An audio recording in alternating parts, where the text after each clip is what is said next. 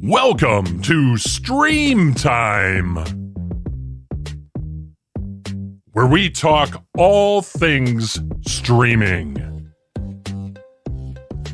What's on, what's coming up, and what you should avoid. We'll also explore ways to save you money on your streaming services as well.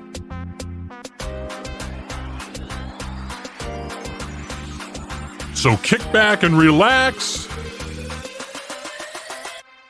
as we get ready for Stream Time. In 1977, they were on top of the world. They had risen from obscurity to fame, and then, after a sold-out show at Chicago's Soldier Field, they called it quits.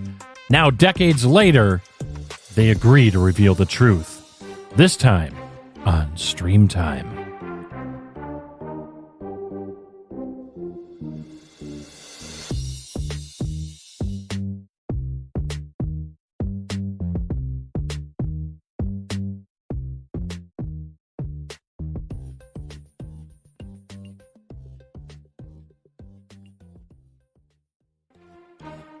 Welcome back to Stream Time.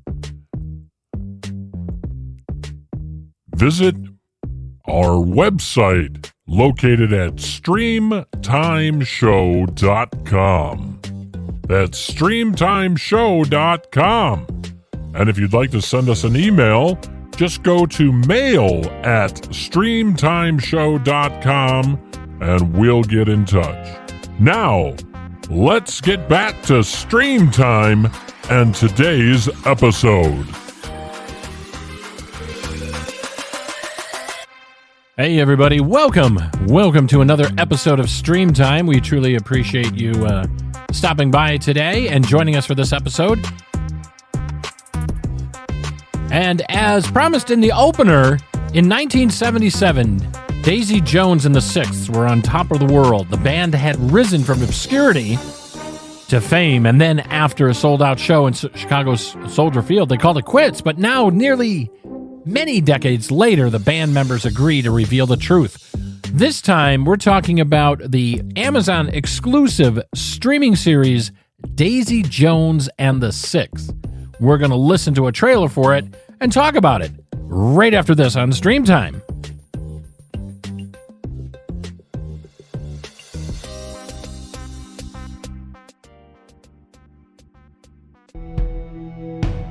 I don't even know why we're doing this.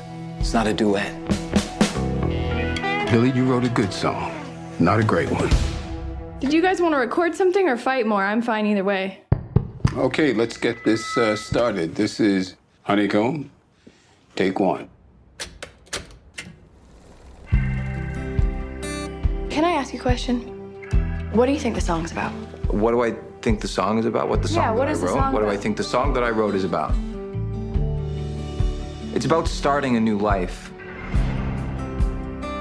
I don't know who I am. It's about dreaming of something different. Baby, baby, baby. Do you know who you are? Don't stop. I wanted to tell Yeah, you. Daisy, look, we don't need to argue. I was just gonna say that I love the sound of your voice. We unraveled a long time ago. We lost and we couldn't let it go. Oh my God. Your first single, It was easy, and it hits number one. How do you top that? so baby.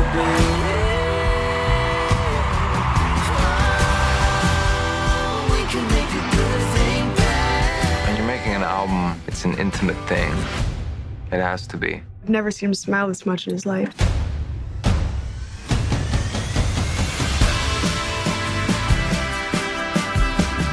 I used to be the first person that you'd play things for. Oh, baby, look at us now.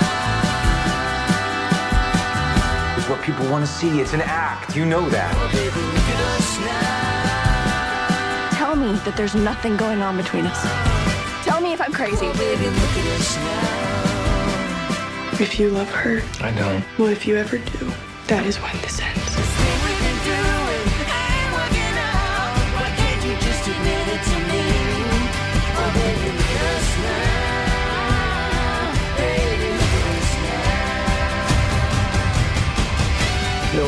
time to add a little fire? Don't overthink it.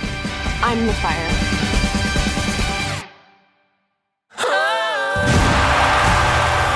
We can make a good thing. And there you go. There's the trailer for Daisy Jones and the Sixth. The Sixth. I want to say Sixth. Sixth. The Six, as in the number 6. Daisy Jones and the Six. Streaming exclusively on Prime Video if you have Amazon Prime. Now, a lot of people have reached out and asked, hey, is this based on a real rock band, that in the 70s, etc.? No, the series is based on a book of the same name.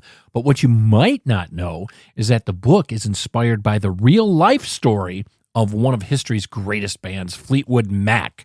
So it's inspired by the real life story of Fleetwood Mac, kind of how things got together. It's very fictional. It's very fictional. It's fictional, but it was inspired by how Fleetwood Mac got together.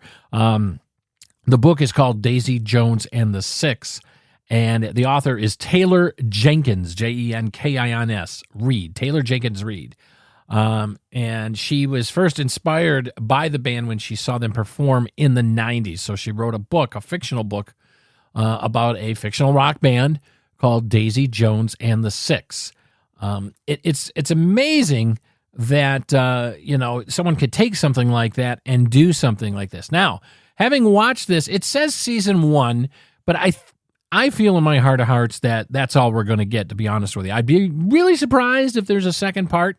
But it was a phenomenal series to watch. I really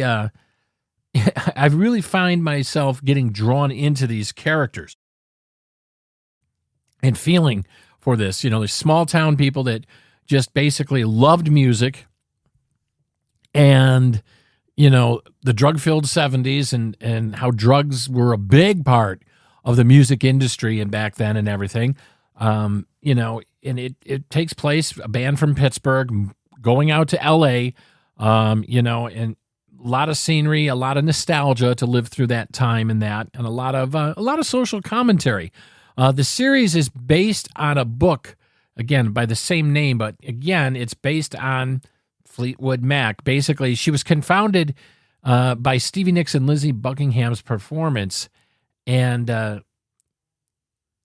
their ability to act like they were in love after a brutal breakup. The author stated that she wanted to write a story about that, about how the lines between real life and performance can get blurred.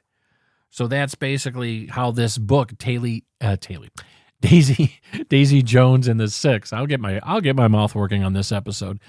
She wanted to write a story about that and how the wounds, singing about old wounds might keep them fresh. So what is the real story behind the iconic band that inspired the series is basically all about that.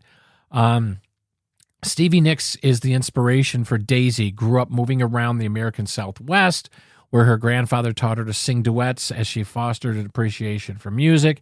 After receiving a guitar for her 16th birthday, she joined a folk band in her high school. Soon after, she found Lindsey Buckingham, the inspiration for Billy, played by Sam Claflin in the series, playing the piano at a local venue and joined him to sing. The pair began their relationship, and soon, when high school was over, similar to the events in the show, Buckingham's band was breaking up because some of the members were leaving for college, so he and Nicks became a musical duo, dropping out of university to pursue their dreams. So that gives you a little bit of a background about what the story and the methodology was behind Daisy Jones and the Six. And very entertaining series. Definitely brought back a lot of memories. I'm a child of the 70s myself, and I found this to be quite entertaining. This is definitely not one for the youngsters, and definitely not one, I would say, for even the preteens, because there's a lot of drug use, violence, sexual stuff, references of violence and things like that. But it's a gripping story. It's definitely adult entertainment. It's an excellent miniseries done by Amazon Prime Video. The author was one of the writers, Taylor Jenkins Reid, as well. And It's a great musical drama. Definitely you want something you want to get into and watch. You know, I don't want to spoil the series for you, but it's very, very well done. I think you're going to totally enjoy it. If you have Amazon Prime, make sure you check out Daisy Jones and the Six on Amazon Prime Video, a limited run series. Definitely, if you love music and kind of get into behind the scenes docudramas about bands and how they're formed and the dynamics and such, definitely worth your time and investment. Thanks for listening to Stream Time. And again, if you enjoy the show, please leave us a positive rating on your favorite podcast provider. Make sure to visit our website, streamtimeshow.com, for more episodes. Until next time, we'll see you on Stream Time.